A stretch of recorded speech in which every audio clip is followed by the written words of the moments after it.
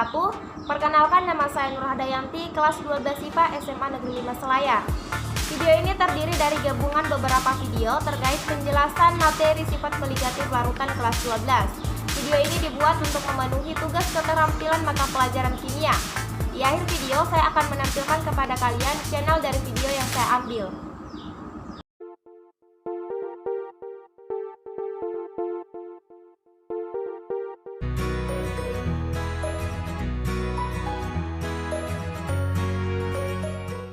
Molalitas atau kemolalan yang dilambangkan dengan huruf M kecil merupakan jumlah mol zat terlarut dalam 1 kg pelarut.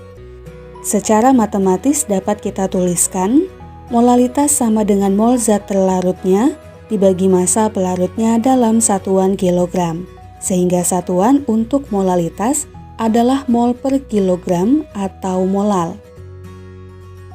Nah, berikutnya karena mol sama dengan massa dibagi massa molekul relatif atau MR dan massa pelarut dapat dikonversi ke satuan gram, maka persamaan ini dapat kita turunkan menjadi molalitas sama dengan massa zat terlarut dibagi massa molekul relatif atau MR zat terlarutnya dikali 1000 dibagi massa pelarut dalam satuan gram. Nah, mari kita lanjutkan ke contoh soalnya.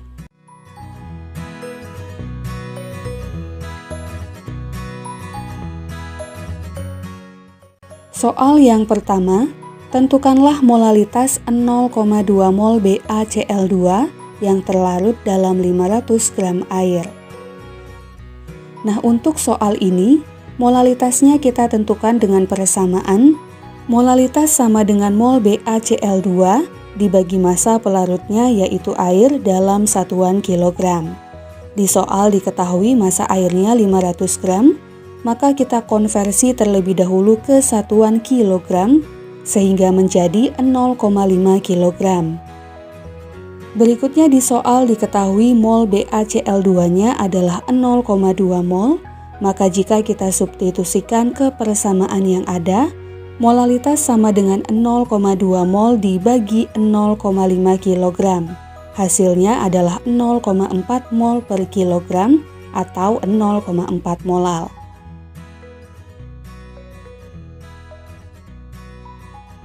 Soal yang kedua, berapakah molalitas larutan yang dibuat dari 6 gram glukosa yang dilarutkan dalam 100 gram air? Nah, untuk soal ini, molalitasnya kita hitung dengan persamaan molalitas sama dengan massa glukosa dibagi massa molekul relatif atau MR glukosa dikali 1000 dibagi massa air dalam satuan gram. Nah, di soal sudah diketahui data massa dan massa molekul relatif atau MR glukosa serta massa airnya. Langsung saja kita substitusikan, maka molalitas sama dengan 6 gram dibagi 180 gram per mol dikali 1000 dibagi 100 kg pangkat min 1. Hasilnya adalah 0,3 mol per kilogram atau 0,3 molal. Soal yang ketiga, molalitas larutan NaCl 10% massa dalam air adalah diketahui massa molekul relatif atau MR NaCl adalah 58,5 gram per mol. Nah, jika persen berat larutan NaCl-nya adalah 10%, maka artinya dalam 100 gram larutan, massa NaCl-nya adalah 10 gram dan massa airnya adalah 90 gram. Dan sama seperti soal sebelumnya, molalitas kita tentukan dengan persamaan molalitas sama dengan massa NaCl dibagi massa molekul relatif NaCl-nya dikali 1000 dibagi massa air dalam satuan gram. Nah, kita substitusikan semua data yang sudah ada, maka molalitas sama dengan 10 gram dibagi 58,5 gram per mol dikali 1000 dibagi 90 kg pangkat min 1. Hasilnya adalah 1,9 mol per kilogram atau 1,9 molal.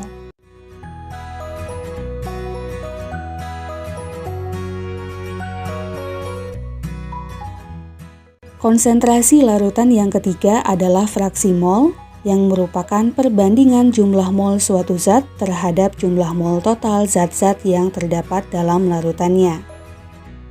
Nah, fraksi mol ini kita lambangkan dengan huruf X kapital yang secara matematis dapat kita tuliskan fraksi mol zat A sama dengan mol zat A dibagi total mol semua zat dalam larutannya.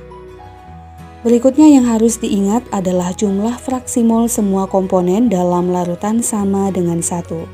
Nah, supaya paham, mari kita lanjutkan ke contoh soalnya.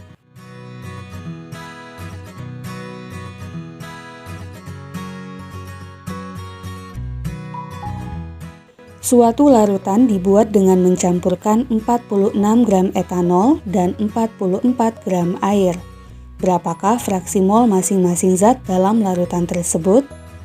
Diketahui massa molekul relatif atau MR etanol adalah 46 gram per mol dan massa molekul relatif atau MR air adalah 18 gram per mol. Nah, kita tentukan dulu fraksi mol untuk etanolnya dengan persamaan fraksi mol etanol sama dengan mol etanol dibagi mol etanol ditambah mol air. Selanjutnya, diingat bahwa rumus mol adalah massa dibagi massa molekul relatif, maka mol etanol adalah massanya dibagi massa molekul relatifnya, begitu juga dengan mol airnya. Data massa untuk etanol dan air sudah diketahui di soal, begitu juga dengan massa molekul relatif atau MR keduanya. Nah, langsung saja kita substitusikan, maka fraksi mol etanol sama dengan mol etanol yaitu 46 gram dibagi 46 gram per mol, dibagi 46 gram dibagi 46 gram per mol, ditambah mol air, yaitu 44 gram dibagi 18 gram per mol. Maka fraksi mol etanol sama dengan 1 dibagi 1 ditambah 2,44, sama dengan 1 dibagi 3,44. Hasilnya adalah 0,29. Berikutnya diingat bahwa jumlah fraksi mol semua komponen dalam campurannya adalah 1, maka fraksi mol etanol ditambah fraksi mol air sama dengan 1, sehingga fraksi mol air sama dengan 1 dikurang fraksi mol etanol, sama dengan 1 dikurang 0,29. Hasilnya adalah 0,71. Negatif pada larutan non-elektrolit. Sifat koligatif yang pertama adalah penurunan tekanan uap.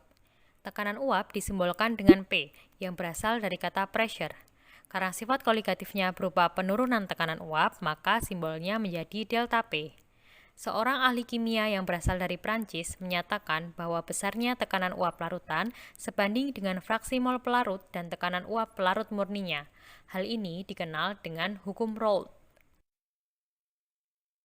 Jika dinyatakan secara matematis, hukum Raoult dapat dituliskan tekanan uap atau P sama dengan tekanan uap pelarut murni atau P0 dikali fraksi mol pelarut atau XP.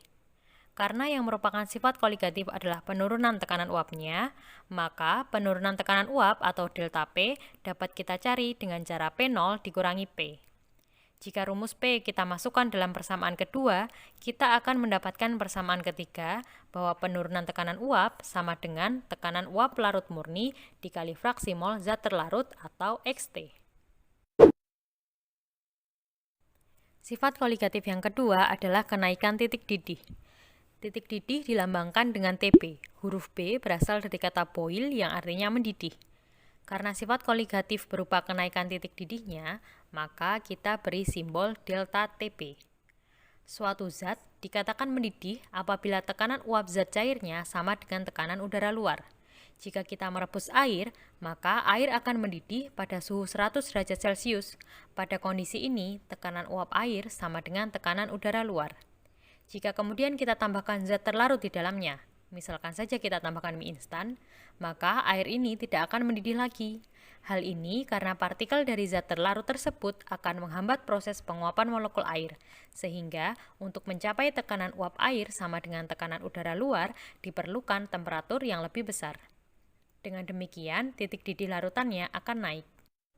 Kenaikan titik didih larutan ini sebanding dengan molalitas dikalikan tetapan kenaikan titik didih. jika dituliskan secara matematis, yaitu delta TP sama dengan M dikali KB. Jika rumus molalitas kita masukkan ke dalam persamaan ini, maka dapat pula dituliskan dengan delta TP sama dengan massa zat terlarut dibagi MR zat terlarut dikali 1000 dibagi massa pelarut dikalikan KB. Untuk mencari titik didih larutan, dapat dengan cara titik didih pelarut murni ditambahkan dengan kenaikan titik didih. Sifat koligatif selanjutnya adalah penurunan titik beku larutan. Simbol titik beku larutan adalah TF. F berasal dari kata freeze yang artinya membeku. Jangan lupa karena sifat koligatifnya berupa penurunan titik beku, maka simbolnya kita beri delta. Suatu zat dikatakan membeku apabila tekanan uap zat padatnya sama dengan tekanan uap zat cair. Misalkan kita punya air murni dan air yang ditambah zat terlarut. Kemudian kita bekukan bersama. Maka air akan membeku pada suhu 0 derajat Celcius, sedangkan air yang sudah ditambah zat terlarut akan membeku pada suhu kurang dari 0 derajat Celcius. Hal ini dikarenakan adanya zat terlarut akan menurunkan tekanan uap jenuh larutan. Kemudian, adanya penurunan tekanan uap jenuh larutan akan mengakibatkan penurunan titik beku larutan. Penurunan titik beku larutan ini dapat dituliskan dalam persamaan delta TF sama dengan M kali KF, di mana M adalah molalitas dan KF adalah tetapan penurunan titik beku. Atau jika kita masukkan rumus molalitas, maka kita akan mendapat persamaan delta TF sama dengan massa zat terlarut dibagi MR zat terlarut dikali 1000 per massa zat pelarut, kemudian dikali KF. Untuk mencari titik beku larutan, dapat dengan cara titik beku pelarut murni dikurangi penurunan titik beku larutan. Sifat koligatif yang terakhir adalah tekanan osmotik. Tekanan osmotik dilambangkan dengan Pi. Osmosis sendiri adalah perpindahan partikel pelarut dari larutan yang lebih encer ke larutan yang lebih pekat melalui membran semipermeabel. Misalkan kita punya sebuah wadah, lalu kita bagi dua dan meletakkan membran semipermeabel sebagai pembatasnya. Kemudian kita masukkan dua larutan dengan konsentrasi yang berbeda. Setelah beberapa saat, maka permukaan larutan yang berkonsentrasi rendah akan turun dan permukaan larutan berkonsentrasi tinggi akan naik. Hal ini dikarenakan molekul-molekul kecil pelarut dari larutan berkonsentrasi rendah akan menerobos masuk melalui dinding semipermeabel menuju ke larutan yang konsentrasinya lebih tinggi. Hal ini mengakibatkan adanya tekanan osmotik. Untuk mengembalikan ke kondisi awal, maka larutan ini perlu diberikan tekanan yang besarnya sama dengan tekanan osmotik. Tekanan osmotik sebanding dengan molaritas dikali tetapan gas ideal dan suhu. Jika kita masukkan rumus molaritas, maka kita akan mendapat persamaan bahwa tekanan osmotik atau Pi sama dengan massa zat terlarut per mR dikali 1000 per volume larutan dalam mili, kemudian dikalikan R dan dikalikan suhu. R merupakan tetapan gas ideal yang besarnya 0,082 liter atm per mol Kelvin, dan suhu di sini dinyatakan dalam satuan Kelvin. Sukrosa dengan MR 342 gram per mol sebanyak 90 gram dilarutkan dalam 250 ml air dengan MR H2O 18 gram per mol pada suhu 25 derajat Celcius. Jika tekanan uap air jenuh pada suhu tersebut 14,3 mm Hg, tentukan penurunan tekanan uap larutan tersebut. Nah, jadi yang pertama diketahui di sini adalah senyawa sukrosa merupakan senyawa larutan non-elektrolit. Kemudian yang kedua, MR sukrosa sebesar 342 gram per mol. Kemudian massa dari sukrosa adalah 90 gram. Volume air 250 ml. Nah, kemudian rho air itu sama dengan 1 gram per mililiter. Nah, kemudian kita cari gram atau massa dari air menggunakan rumus Rho dikali volume. Rho nya sebesar 1 kali volumenya 250. Didapatlah 250 gram. Nah, 250 gram ini akan menjadi P atau massa pelarut. Kemudian yang diketahui selanjutnya adalah P derajat atau tekanan uap air jenuh, yaitu 14,3 mm Hg. Kemudian yang diketahui selanjutnya adalah mol dari sukrosa atau mol terlarut. Mol terlarut itu didapat dari rumus gram per ml. Didapatlah 0,26 mol. Kemudian mol dari air, yaitu sebagai mol dari pelarut, itu adalah sebesar 13,9 mol. Nah, kemudian yang ditanya di sini adalah delta P atau penurunan tekanan uap larutan. Nah, rumus delta P adalah XT dikali P derajat. Nah, kemudian XT-nya didapat dari rumus NT per NT plus NP. Dapatlah 0,018. Kemudian kita masukkan ke rumus delta P sama dengan XT dikali P derajat. 0,018 dikali 14,3. Didapatlah 0,25 mm Hg. Untuk larutan elektrolit, perlu adanya faktor perkalian yang dikenal dengan faktor Van Hoff yang dilambangkan dengan I. Untuk mencari faktor Van Hoff ini dapat menggunakan rumus I sama dengan 1 ditambah N-1 dikali alfa. N di sini menyatakan jumlah ion. Contohnya NaCl. Dalam air, terionisasi menjadi 1 ion Na+, dan 1 ion Cl-, sehingga jumlah ionnya sama dengan 2. Atau CaCl2, dalam air terionisasi menjadi 1 ion Ca2+, dan 2 ion Cl-, sehingga jumlah ionnya sama dengan 3. Atau FeOH3, dalam air terionisasi menjadi 1 ion Fe3+, dan 3 ion OH-, sehingga jumlah ionnya sama dengan 4. Sedangkan alfa merupakan derajat ionisasi yang menyatakan banyaknya zat yang mengion dalam larutan. Larutan elektrolit kuat, lemah, dan non-elektrolit memiliki derajat ionisasi yang berbeda-beda. Untuk elektrolit kuat, derajat ionisasinya sama dengan 1. Elektrolit lemah memiliki derajat ionisasi antara 0 sampai dengan 1, dan non-elektrolit derajat ionisasinya sama dengan 0. Karena adanya faktor Van Hoff, rumus sifat koligatif larutan elektrolit menjadi sedikit berbeda. Untuk rumus yang berkaitan dengan penurunan tekanan uap, seperti P sama dengan P0 kali XP, atau delta P sama dengan P0 kali XT, jika kita jabarkan fraksi molnya, maka pada bagian mol zat terlarut yang merupakan senyawa elektrolit perlu dikalikan dengan faktor Van Hoff. Kemudian, untuk masing-masing rumus kenaikan titik didih, penurunan titik beku, dan tekanan osmotik larutan elektrolit, masing-masing rumusnya juga perlu dikalikan dengan faktor Van Hoff. Pada suhu 20 derajat Celcius, tekanan uap jenuh air adalah 18 mm Hg. Pada suhu tersebut, berapakah perubahan tekanan uap larutan NaOH 40%? Diketahui mRNaOH-nya sama dengan 40.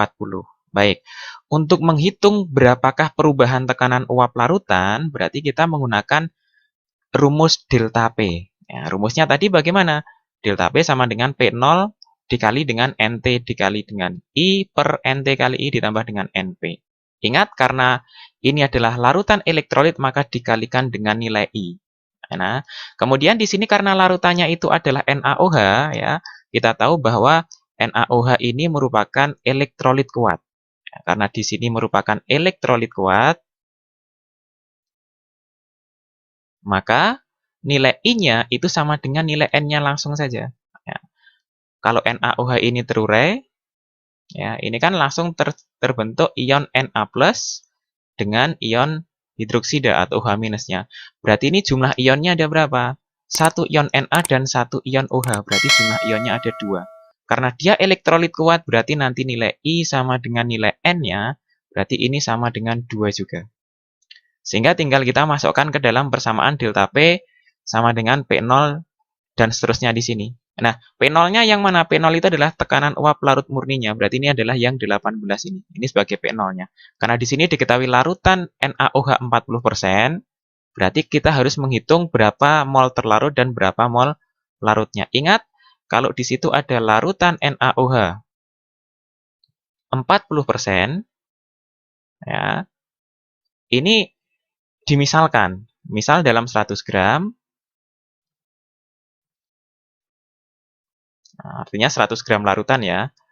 Berarti di sini nanti kalau NaOH-nya 40% dalam 100 gram, berarti massa NaOH-nya itu 40 gram. Jadi yang 40 gramnya itu adalah NaOH. Nah, sisanya siapa? Sisanya dari 100 gram tadi. Nah, berarti yang 60 gramnya ini adalah miliknya pelarut. Dalam hal ini pelarutnya adalah air. Ya, ingat, MR air itu sama dengan 18. Kalau MR NaOH di soal sudah diketahui, MR-nya adalah 40. Sehingga dari sini tinggal kita masukkan ke dalam persamaan yang di sini ya. Delta P sama dengan seperti ini tadi. Ya.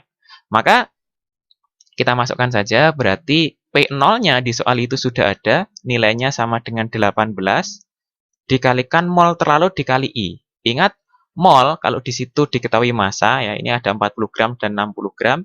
Mol ini rumusnya sama dengan gram dibagi dengan MR. Karena di sini zat terlarutnya adalah 40 gram, berarti mol terlarutnya adalah 40 dibagi dengan MR-nya. MR NaOH di soal sudah diketahui 40, ya kan? Dikali dengan I-nya. I-nya tadi di sini nilainya sama dengan 2.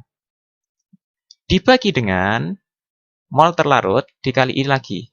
Berarti nanti 40 dibagi dengan 40 dikali dengan 2 ditambah pelarutnya adalah air. Berarti air tadi di sini sudah diketahui 60 gram ya. Kemudian dibagi MR air itu adalah 18. Sehingga ini nanti sama dengan 18 dikalikan, nah ini 40 per 40 dikali 2 itu nanti nilainya adalah 2, per 2 ditambah 60 dibagi 18 itu adalah 3,3. Sehingga nanti sama dengan 18 dikalikan dengan 2 per 5,3 atau hasilnya ini sama dengan 6,79, satuannya adalah milimeter Hg. Nah, seperti ini.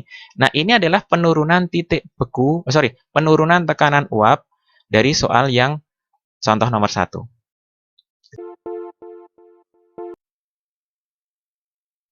Salah satu contoh aplikasi penurunan tekanan uap larutan adalah fenomena laut mati.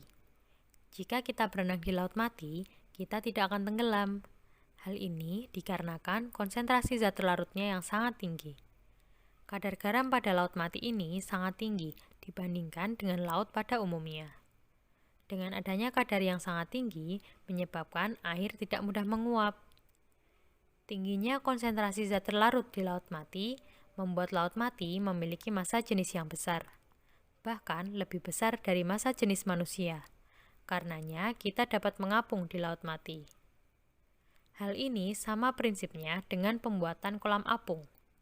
Kolam apung dibuat dengan melarutkan garam ke dalam air kolam dengan jumlah besar, sehingga diperoleh konsentrasi garam dalam air kolam yang tinggi.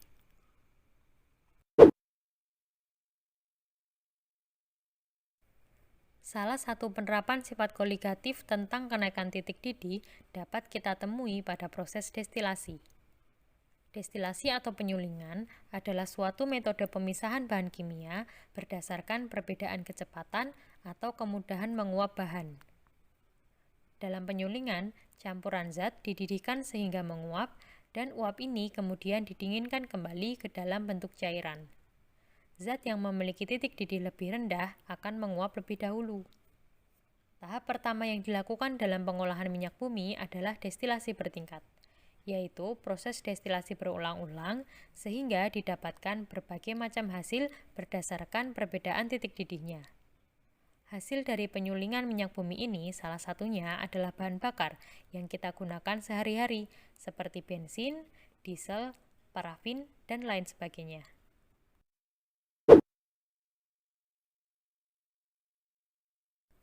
Penerapan sifat koligatif dalam hal penurunan titik beku larutan dapat kita jumpai pada pembuatan es putar.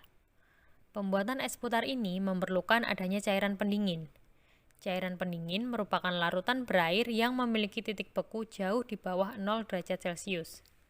Cairan pendingin ini bisa dibuat dengan melarutkan berbagai jenis garam ke kepingan es batu. Pada pembuatan es putar, cairan pendingin dibuat dengan mencampurkan garam dapur dengan kepingan es batu dalam sebuah bejana berlapis kayu. Pada pencampuran itu, es batu akan mencair sedangkan suhu campuran turun. Sementara itu, campuran bahan pembuat es putar dimasukkan ke dalam bejana lain yang terbuat dari bahan stainless steel. Bejana ini kemudian dimasukkan ke dalam cairan pendingin sambil terus-menerus diaduk sehingga campuran membeku.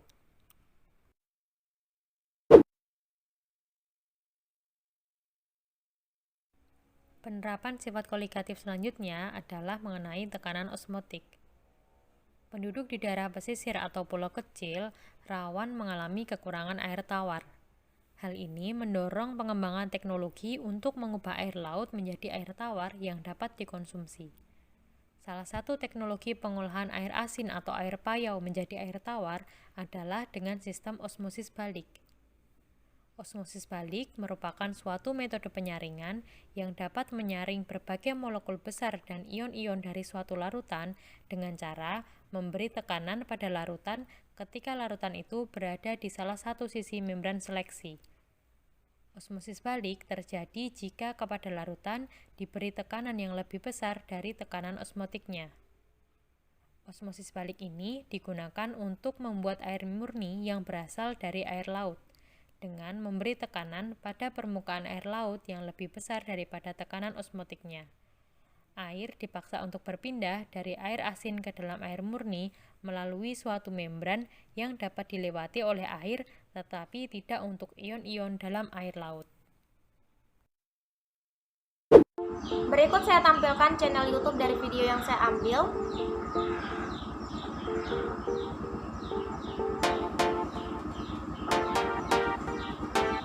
Sekian dan terima kasih, selamat menyaksikan.